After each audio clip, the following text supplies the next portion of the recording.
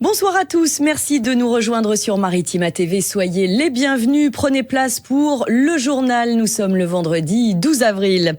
La ville de Martigues a voté son budget hier soir lors du conseil municipal. Pas de hausse de la taxe foncière et des subventions aux associations maintenues. C'est ce qu'il faut retenir. Tous les détails avec Gladys Sosroth. Les nouvelles sont bonnes, mais elles auraient pu être meilleures. Et pour cause, la ville a décidé de ne pas toucher la taxe foncière, gardant ainsi sa place parmi les villes du département ayant le taux le plus bas. Le taux qu'elle prélève reste donc inchangé pour les propriétaires martégots. En revanche, l'État, lui, en a décidé autrement et augmente de près de 4% la base de cette taxe. Une hausse qu'il justifie par l'inflation. Au final, sur le papier que les ménages recevront bientôt, la somme sera plus élevée que l'année passée. Pour les associations aussi bien sportives que caritatives ou encore culturelles, là aussi, le budget a été un soulagement. La ville s'engage à maintenir le même niveau de subvention que les années précédentes. Enfin, la commune a fait état de plusieurs projets d'investissement, parmi lesquels un particulièrement remarqué, la rénovation à venir du stade Francis Turcan pour 1,6 million d'euros. À Martigues toujours, la colère des parents d'élèves de l'école maternelle Canto-Perdrix. Pas de fermeture de classe, mais un problème d'effectifs. Ce n'est pas la première fois que ça se produit, vous le voyez sur ces images. C'était le cas en fin d'année scolaire, avant l'été. Je vous propose d'écouter Fabienne Baroni-Rochat. Elle est psychologue pour l'éducation nationale et représentante SNUIPP FSU. Elle est au micro de Michel Montagne. C'est des effectifs dans cette école qui sont cette année qui vont jusqu'à 32 élèves par classe en maternelle et l'année prochaine il est prévu 2 classes à 30 et 2 classes à 31 sans compter les inscriptions de dernière minute qui arrivent toujours, des gens une famille qui arrive, qui s'installe, qui déménage dans l'été et qui s'inscrit à la rentrée. Donc, le personnel est épuisé. Elles ont déjà fait remonter des fiches SST pour faire part de leur épuisement à leur employeur. Elles ont alerté depuis le début de l'année. Elles s'apprêtent à aller vers une seconde rentrée autant épuisante. C'est pas admissible en fait. C'est pas admissible ni pour les enfants, ni pour les enseignants, ni pour les AESH. Évidemment que dans ces classes, il y a aussi des élèves en situation de handicap. On ne voit pas pourquoi il n'y en aurait pas. Donc il y en a avec des notifications, des accompagnements AESH. Tout ça dans des classes à 29, 30, 31, 32. Voilà, c'est pas possible. Donc c'est un mouvement pour dénoncer ça et pour demander une ouverture, ce qui était déjà le cas l'an dernier et qui a déjà été refusé l'an dernier.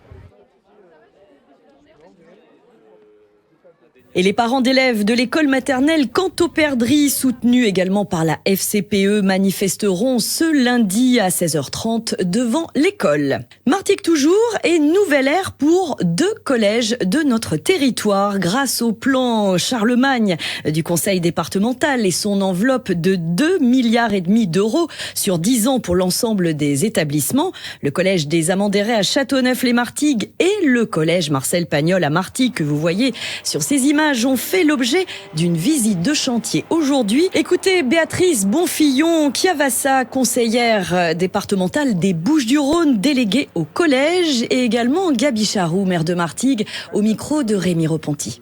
La complexité du projet.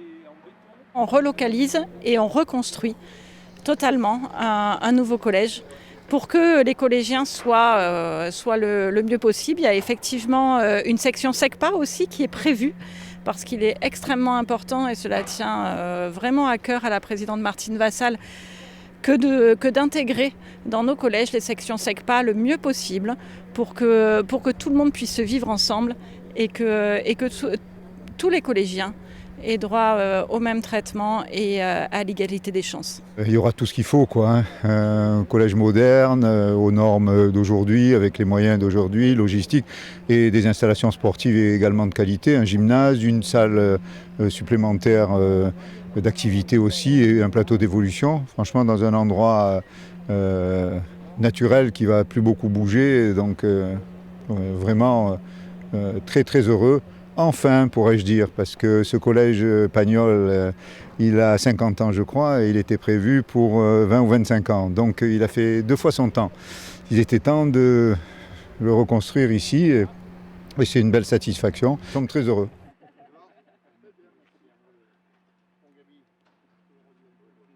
L'actualité sociale également marquée par la menace d'une grève dans la collecte des déchets ménagers sur l'ensemble de la métropole. Un préavis a été déposé par la CGT, syndicat minoritaire. On le rappelle, les agents étaient appelés à se rassembler aujourd'hui en début d'après-midi devant le siège de l'institution qui gère la collecte. Pour l'heure, nous attendons donc les nouvelles entre syndicats et direction. Je vous propose de consulter notre site maritima.fr. La suite du journal avec un mot de santé. On vous en parlait hier. La journée mondiale de la maladie de Parkinson joue les prolongations avec des événements de sensibilisation prévus dans toute la France jusque fin mai. Et sur notre territoire, l'association France Parkinson qui célèbre cette année ses 40 ans propose un double événement demain ouvert au public le matin à l'hôpital de la Timone à Marseille et l'après-midi au centre hospitalier du Pays d'Aix. Conférence, temps fort avec la participation de professionnels de santé pour en savoir plus sur l'avancée des traitements notamment. Et c'est bien sûr l'occasion de se renseigner sur cette maladie neurodégénérative encore trop peu connue. À la page sport du football, l'OM peut croire encore à une qualification pour les demi-finales de la Ligue Europa après la courte défaite concédée hier soir à Lisbonne face au Benfica sur le score de 2-1. Une défaite certes, mais des motifs d'espoir et puis des Marseillais devant leurs supporters qui se sont battus jusqu'au bout. Je vous propose d'écouter les réactions d'Azzedine Ounahi et tout de suite celle du milieu offensif Amina Harit au micro de Karim Attab. On a la chance de mettre ce but qui nous maintient en vie. Voilà. On sait que quoi qu'il arrive, même si on avait fait match nul, qu'il faudrait gagner à la maison pour se qualifier. Voilà. C'est un but qui a été important pour nous face à une équipe de Benfica chez elle qui a beaucoup poussé. Je pense qu'on doit s'appuyer sur notre deuxième période, sur les 30-35 dernières minutes. On a été costaud et on a réussi à se créer quelques situations. Et voilà, être positif pour le match retour avec un Vélodrome en feu. C'est comme tu viens de dire, on est toujours en vie, on a montré des belles choses aujourd'hui. Donc voilà, il faut qu'on garde l'état d'esprit de la deuxième mi-temps. On a montré des belles choses et surtout qu'on marque un but. Donc voilà, on sait maintenant que le retour il est chez nous, devant nos supporters. Je tiens à les remercier de faire le déplacement jusqu'ici pour nos supporters. Voilà, on sait qu'on peut toujours compter sur eux. Maintenant voilà, il y a un retour à la maison. On va la faire chez nous. Je ne peux pas dire qu'un résultat est positif quand on perd. Voilà, c'est dur de dire qu'un résultat est positif. Je pense que voilà, on aurait préféré gagner, ça aurait été ça le résultat positif. Mais c'est un résultat qui nous maintient en vie. Je pense que c'est le mot juste. Et voilà, on espère une grosse ambiance, j'en doute pas. Je sais que ça va être le feu jeudi prochain et qu'on va le faire. Au Vélodrome, tout est possible. Dans ce stade où vous avez déjà réalisé de grosses performances avec votre public, avec plus de 60 000 spectateurs, vous pouvez renverser Benfica ? On va le faire, je suis convaincu qu'on va le faire chez nous, surtout devant nos supporters. Voilà, on sait qu'ils sont toujours là, ils sont toujours derrière nous, malgré les résultats, on va dire en championnat. Ils sont toujours là, et le stade il est toujours plein, et surtout en Europa League, on a vu les matchs précédents. Donc voilà, maintenant, il faut bien se préparer, il faut bien récupérer, et on est à 100% qu'on va le faire chez nous. Tout reste possible, vous l'aurez compris. Aubameyang, auteur du but marseillais à la 67e minute, devient le premier joueur de l'histoire à inscrire 10 buts avec un club français lors d'une saison en Ligue Europa. Chapeau. Et puis Quentin Merlin, touché à la cheville, s'ajoute à la liste des blessés au sein du groupe olympien. L'OM ne jouera pas ce week-end. La rencontre face à Nice a été reportée au 24 avril. Prochain rendez-vous donc jeudi, la semaine prochaine, face à Benfica, au Vélodrome cette fois, avec la présence des supporters portugais. Foot toujours et une très belle affiche ce soir à Marignane. Marignane-Gignac-Côte-Bleue qui va défier le Red Star, leader de National à Saint-Exupéry. Objectif maintien pour le MGCB, premier non relégable, 12e au classement, qui reste sur une série de 5 matchs sans défaite, invincible depuis 6 mois à domicile. Écoutez le coach Brahim Mdani, plutôt confiant lors d'une conférence de presse. Plutôt positif, on est sur une dynamique qui est intéressante. Le sort du match la semaine dernière, je pense, nous reste aussi un peu dans un petit coin de la tête. Mais comme je l'ai dit aux joueurs, il faut vite évacuer et passer d'un match sur l'autre Très rapidement, en tout cas, oui, c'est positif. On sait qu'on rencontre un adversaire qui est la meilleure équipe du championnat. Donc c'est un gros morceau qui veut être champion très vite. C'est une équipe qui ne va pas venir ici avec de la suffisance, qui bien au contraire veut matérialiser son accession au niveau du dessus dans les plus brefs délais. Donc les joueurs savent à quoi s'en tenir, surtout en termes d'intensité, puisque c'est une équipe qui est très intense. Et on sait qu'il va falloir qu'on soit vraiment dans un bon jour pour l'emporter. Non, on a travaillé sereinement, on n'a pas changé par rapport à nos habitudes. Ils savent aussi l'importance des matchs à domicile. C'est ce qui nous a certainement permis de recoller.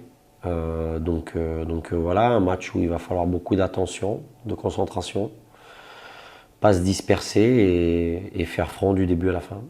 Interview complète à retrouver sur notre site maritima.fr. Coup d'envoi à 19h30. Notez également que le FC Martigues, 2e de national, jouera lundi soir à Nancy.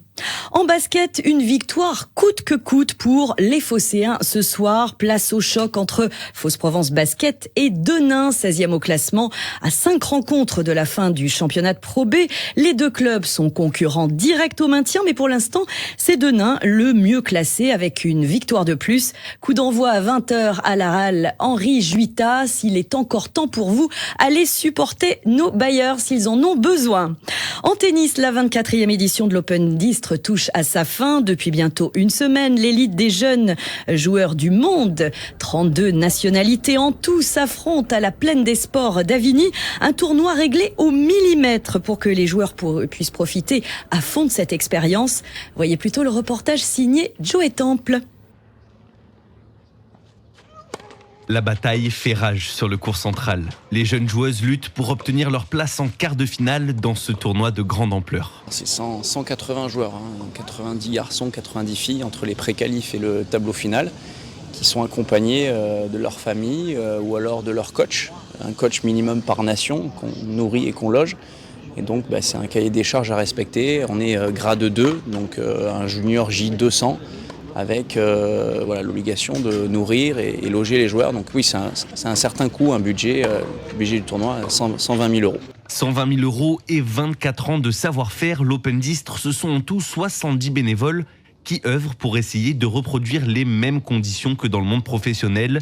Parmi eux, Théo travaille dur derrière son stand. On fait pour tous les joueurs présents dans le tournoi. Donc ils nous déposent leur raquette avec leur bobine, avec leur tension, et nous on va leur corder, on leur donne une date, donc le plus vite possible, le but c'est d'enchaîner. Et après une fois que la raquette elle est prête, ils viennent la récupérer et dès qu'ils recassent, ils nous la ramènent. Sur relais, on a été 3 cordeurs différents, donc j'ai pas fait ça tous les jours, mais voilà, on est là de 8h le matin jusqu'au soir qu'il n'y ait plus de match. Parmi les joueurs, Lucas Marionneau vient d'être éliminé en double et en simple, fin de tournoi un peu abrupte pour le jeune Nantais de 17 ans, qui reconnaît quand même la qualité de l'organisation. Ouais, c'est sûr qu'il y a énormément de bénévoles qui passent le terrain à la fin de chaque set, etc. Donc c'est super bien organisé avec les navettes et tout. Donc franchement c'est un super tournoi. C'est sûr qu'en France, en termes d'organisation, on est quand même vachement au-dessus des autres pays. Donc c'est toujours cool de pouvoir jouer en France. Tsonga, Bartoli, Gasquet, Tsitsipas, l'Open d'Istres a vu passer de grands noms et fait aujourd'hui partie du top 3 des meilleurs tournois français sur terre battue pour la jeunesse du tennis mondial. Rendez-vous demain à la Plaine des Sports d'Avigny à Istres pour les demi-finales simples, dames et messieurs, avant les grandes finales dimanche. Et on le rappelle, accès totalement libre et gratuit pour les spectateurs. Profitez-en. Sportif jusqu'au bout dans ce journal avec un gros tournoi de padel ce week-end. La première édition du P250 féminin comprenait le Martigues Women Open avec des joueuses au top 200 français de padel.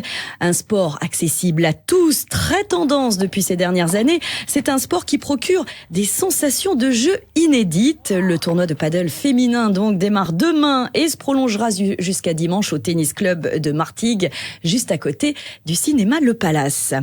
Quant aux amoureux de musculation, on vous rappelle qu'ils ont rendez-vous ce week-end sous la halle de Martigues pour la finale France Fitness et Bodybuilding. On vous en a parlé pendant la semaine avec au programme 300 athlètes, hommes et femmes, dont Avid Amram, martégal de 47 ans qui participe à la compétition. Les sorties du week-end, elles vous attendent Au-delà du sport, il y a du carnaval à Martigues, le festival de l'imaginaire à Saint-Mitre et puis le printemps qui prend vraiment ses marques, que ce soit à Salon, Marseille ou encore Marignane. Et c'est Noria Boussena qui vous en parle. La culture créole à l'honneur du carnaval de Martigues, c'est le grand jour ce samedi. Ne manquez pas toutes les animations organisées pour l'occasion et préparez-vous à entrer dans la danse avec la compagnie d'Ifekako, danse afro-antillaise. Le public est invité dès 14h au village du carnaval dans le quartier de Lille, histoire de s'échauffer avant le départ de la parade prévue à 16h en direction de Ferrières et finale du carnaval avec un bal haut en couleur. La ville de Vitrolles passe en mode électro avec le festival Basse Fréquence. Ce vendredi, la Salle Obino accueille une soirée roller disco familiale et festive dans un univers drag queen déjanté. Une soirée adaptée pour les petits et les grands. Et ce samedi, rendez-vous au Stadium dès 16h pour une nuit blanche avec plus de 40 artistes locaux et internationaux. À quoi ressemblait la ville de Vitrolles en 1900? Rendez-vous ce dimanche pour remonter le temps, une manifestation proposée par l'Aïdendouleto Douroukas, l'occasion de découvrir dès 9h30 le vieux village des années 1900, avec tout au long de la journée des animations qui vous feront voyager dans le temps, parade équestre, cheval et nature, démonstration de danse, dictée du certificat d'études, la course des garçons de café et d'autres animations sont programmées jusqu'à 20h. Pour jouer encore plus le jeu, vous pouvez venir déguiser. Le Festival de l'Imaginaire revient ce samedi à Saint-Mitre-les-Remparts. Rendez-vous au Théâtre de la Manard de 10h à 18h pour cette deuxième édition. Un événement centré sur la fiction, BD, manga, jeux vidéo. Au programme, rencontre avec des auteurs, des stands de photos avec les cosplayers de la Rebelle Légion, un concours de cosplay avec des lots à gagner et bien d'autres surprises à découvrir tout au long de cette journée. L'entrée est gratuite. La ville de Salon de Provence fête le printemps. La place Morgan se métamorphose en grand marché printanier des fleurs, de l'artisanat et de la gastronomie. Tout est réuni pour une journée conviviale. Plus de 50 exposants vous accueillent pour fêter cette nouvelle saison. Pépiniéristes, paysagistes, horticulteurs, artisans locaux, mais aussi des artistes en peinture et en photographie sur le thème du printemps. C'est de 9h à 17h. À Marignane, la foire de printemps prend de la place sur le cours Mirabeau et sur l'avenue Jean Jaurès ce dimanche de 8h à 18h. Plantes, arbustes, rosiers, des huiles de soin, de nombreux ateliers créatifs pour toute la famille. On fête également le printemps ce samedi à Marseille. L'environnement sera à l'honneur pour Nature en fête. À partir de 10h, c'est au parc de la Mirabelle. Venez découvrir les animations gratuites, troc de plantes, ateliers fermes pédagogiques ou bien encore acrobranche et présence de food truck sur place. Et pour clore le tout, zoom sur les métiers de l'animation et du jeu vidéo en pleine effervescence à Marseille. Pour la 3e année consécutive, les professionnels se sont réunis pour l'événement Cartoon Next, événement européen dédié aux filières numériques qui résonnent beaucoup dans notre région. La nouveauté cette année, c'est une journée dédiée au grand public pour découvrir les métiers de l'animation et du jeu. Ça s'appelle le Cartoon Off. Ça se passe demain au World Trade Center de Marseille. Pensez à vous inscrire sur le site Sud Anime. Allez tout de suite, les prévisions météo avec du beau, du chaud pour ce week-end. On en profite. Très belle soirée à vous et à la semaine prochaine sur Maritima TV.